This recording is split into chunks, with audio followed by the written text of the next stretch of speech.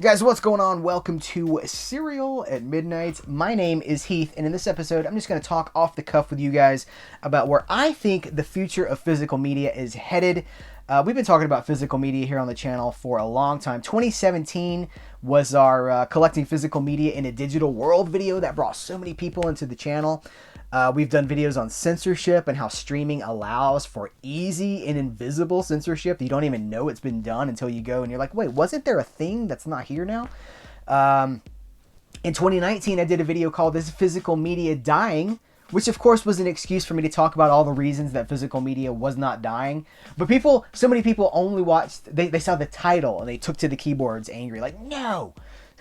That was my first experience on YouTube, realizing that people don't necessarily watch the videos. They see the title and they're like, I mean, I got it, I'll comment. And so I was unprepared for that. And we're just wrapping up 2020, where I have said very publicly in the video that I think that 2020 was the pinnacle of physical media. I think that we have been building and building and building, and we have reached the summit, and now we begin to decline. And I want to tell you guys why. A lot of people have said, why do you think this? So that's kind of what this video is about. I'm going to tell you my thoughts behind it. But first I want to talk just a little bit about the nature of physical media. Like, I have this collection behind me. Like, I'm not into shiny discs. I'm not a disc collector. You got to watch this stuff. This is living, breathing art that people created. And for me, everything you see behind me, there's another side, a whole wall over here, a whole wall over here. This is an extension of my love of film and television history. And I see comments from people, they'll say, because I see all the comments, I get thousands of comments of people that say, well, everything you could ever want to watch is on streaming. But it's not. I mean, that's a laughable idea. That shows how much people are unaware of that exists before them. And look, if you're in your 20s and you grew up in the Marvel era, and look, that's been going on for what, 13 years? No, it's just 2008 is really when this started. The Marvel era of filmmaking changed everything. And if that's you, then congratulations, you are the target audience of modern Hollywood, but you will not always be. And as you get out of your 20s into your 30s, into your 40s, into your 50s, you find yourself, like, they're not making stuff for you anymore, and the stuff that you knew and that you grew up with gets harder and harder to find. And that's where things like these discs come in, because this is preservation, this is ownership forever. Now, you don't actually own the content of what's on the disc, but you have access to it whenever you want to without any sort of an internet connection. By the way, we should mention that most of America, actually, I won't say most, an astonishing number of Americans, I won't speak for the world, do not have access to regular, reliable, high-speed internet. So when we talk about streaming, we have to remember all those areas in the country that do not, the rural areas, the places that haven't had the fiber optics laid. There's a lot of people that do not have access to even high-speed internet. So, but streaming is rising and it is taking over, and I foresee in the very near future we're going to have maybe 5 proprietary streaming services that are run by the studios. You know, back in the 30s, back in the golden age of Hollywood, the studios owned theater chains. One of my local one of the historic theaters downtown in my town, I believe it was owned by Paramount, if I remember correctly. Different theaters or different studios owned the theaters. And so they would show, that's the Columbia. They show the Columbia movies. I think we're entering that again with, we're seeing the rise of corporate-owned entertainment again. So I think we're going to have, look, we've already got Disney that owns everything. By the way, Disney Movie Club in 2020, 0 exclusive Disney Movie Club exclusive releases. Disney scaling back on discs. So more important than ever to pick that stuff up if you want it. Australia, Disney in Australia pulling out of the disc market in Australia by and large. This stuff is starting to dry up, you guys. We're gonna have Disney. We're gonna have Warner Brothers on a streaming service.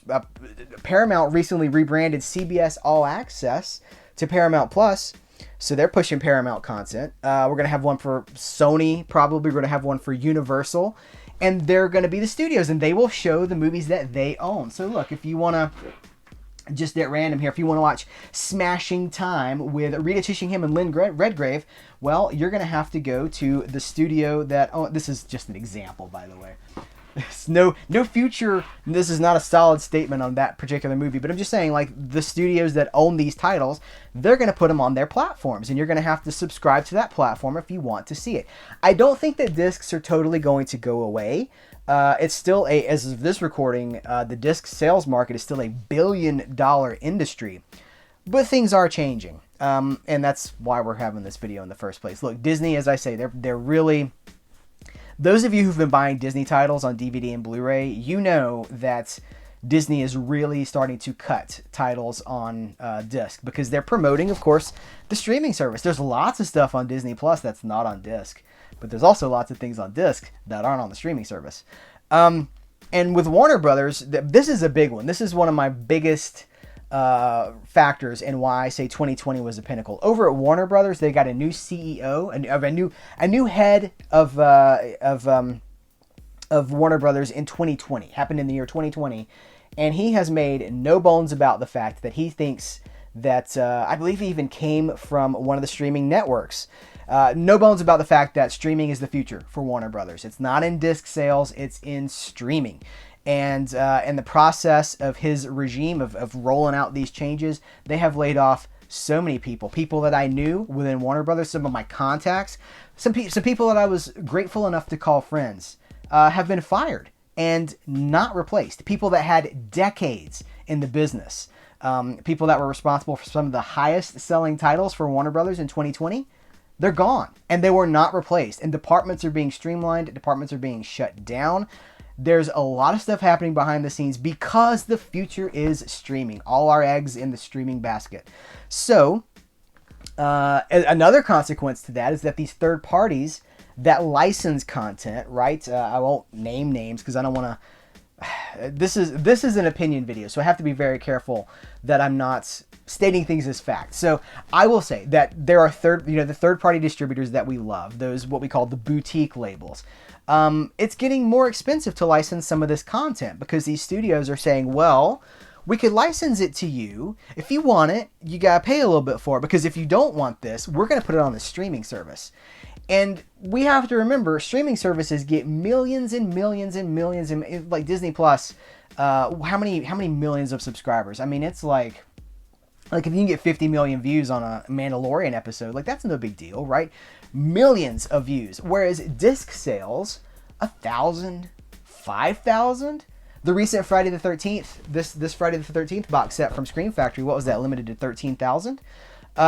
So those numbers compared to streaming numbers, does a TV show or a movie have more power as a third-party licensed product or something that is on a bargaining chip on your streaming service? That's another reason that I really feel like the tide is changing. So a decreased focus on disc. Now look, I gotta say, there's a lot of cool stuff happening in 2021. We're making this video in 2021.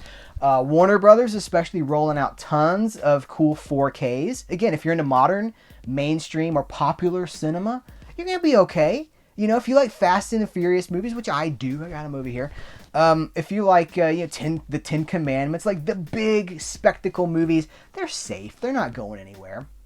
But it's the other stuff, the stuff that, again, when you get to a certain age, you've done that. You've seen it. You want to go deeper. You want to explore history. That's the stuff that I think we should be a little more concerned about. So, what's the takeaway for this conversation? I think the takeaway is, first of all, support the stuff you're interested in.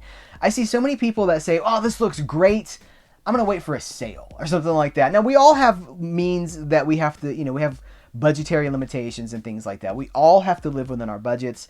But the companies that are putting this stuff out there, every disc you buy, you are sending a message to whoever put that disc out that there is an audience.